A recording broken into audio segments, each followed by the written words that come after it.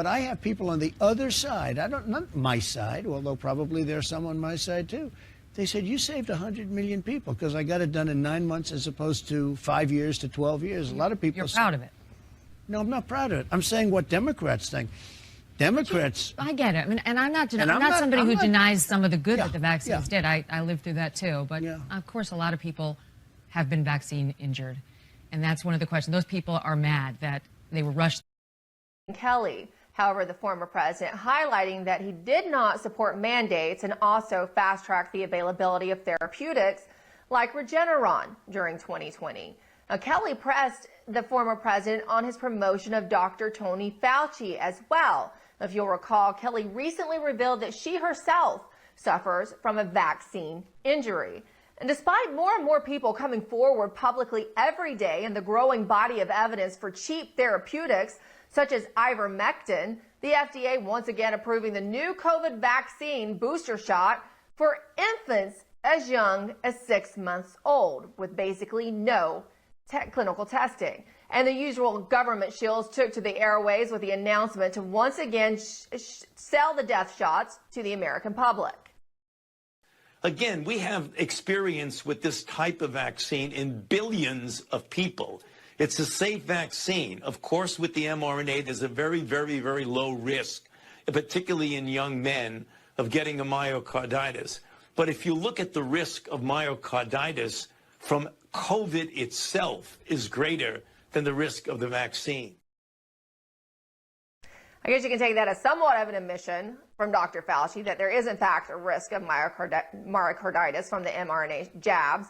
But a lot of health professionals and premier medical associations, as we often highlight on The Absolute Truth, got paid a lot of money to downplay the risk associated with the jabs. Associations like the American College of Obstetricians and Gynecologists, who received a whopping $11.8 million to promote the jabs, according to recently released FOIA documents obtained by Dr. James Thorpe. Now, keep in mind, they did this despite the lack of clinical studies related to pregnant women and the jabs. Now, Dr. Peter McCullough testified before the European Union yesterday, where he laid out the evidence of adverse events related to the modified mRNA and the spike protein, while making a passionate plea to the European lawmakers to take action against the jabs. I implore you, as a governing body, the European Medicine Agency, to apply all pressure and due urgency to remove the COVID-19 vaccines from market. In the United States, it's going jurisdiction by jurisdiction, probably state by state will remove them off the market if the federal government doesn't do so. It's going to happen. It's going to happen all over the world. The WHO is standing behind these vaccines.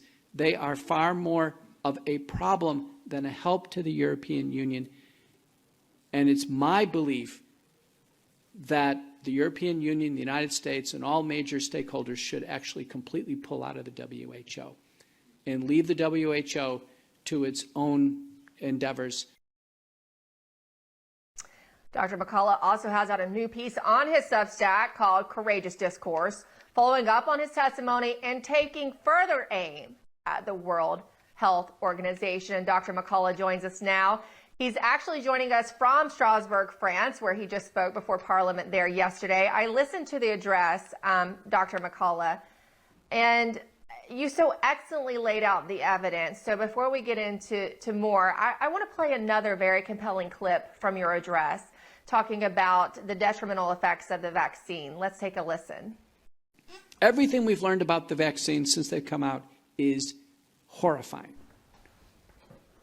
There's not a single study showing that the messenger RNA is broken down because it's pseudo-uridinated. It's made synthetically. It cannot be broken down. There's not a study showing it leaves the body.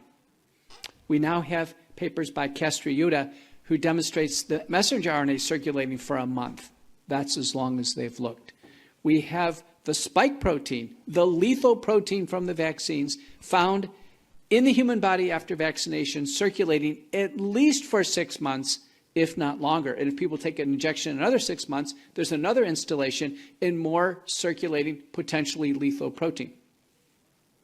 The spike protein is proven in 3,400 peer-reviewed manuscripts to cause 4 major domains of disease. You laid out your case, Dr. McCullough. How was it received, and what exactly are you asking these lawmakers to do now after your address? You know, we had the full attention of the European Parliament. It was a terrific session, lasted hours.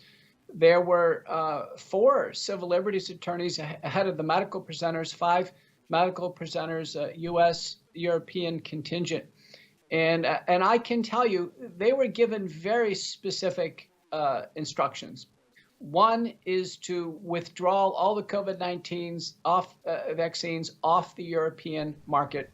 And number 2, to withdraw the European Union from the World Health Organization. The WHO is behind pushing these vaccines. Anthony Fauci is a key member of boards at the WHO pushing this, as well as the Chinese CDC director, Dr. George Gao, Bill Gates. They are operating in what we call a biopharmaceutical complex, a syndicate. The top public health officials from the UK and Denmark have just joined Moderna. So they are rewarding each other with positions after their work in public health. People around the world have been tremendously injured and damaged by these vaccines. They need to be pulled off the market. And I can tell you, it's not just me. The World Council for Health, June 11th, 2022, called to pull these off the market. And then the Association of American Physicians and Surgeons, March 23rd, 2023. So 2 fact-based, evidence-driven physician consensus organizations are calling for removal of the vaccines from the market. And when we're looking at governing bodies and we're talking about pulling these shots off the market, what you're suggesting for the European Union could also be done, say, state by state here in the United States, correct? If you had some brave governors step forward. It's true. It can even happen by precinct by precinct, legislative district. We're seeing tremendous efforts occurring in Idaho as well as in Florida. These vaccines are under emergency use authorization. There is no public health emergency now. There are over 3,400 peer-reviewed papers describing injuries, disabilities, and deaths. Fauci has it wrong. There were no serious cases of COVID myocarditis before the vaccines. There were none. There were a handful of cases that were inconsequential.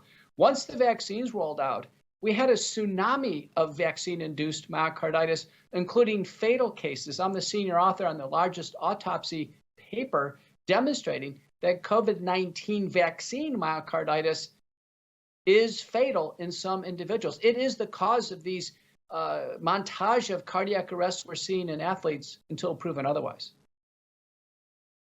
Real quick, we have about another minute, but I wanted to get to something that you tweeted out earlier today related to the Mina Sherry papers and how they relate to the origins of COVID. You say that there needs to be an investigation on these papers, specifically the creation of the SARS-CoV-2 prototype chimera in 2016. Can you just explain as quickly as possible? I know I threw this at you, but I think I want to get this to our audience.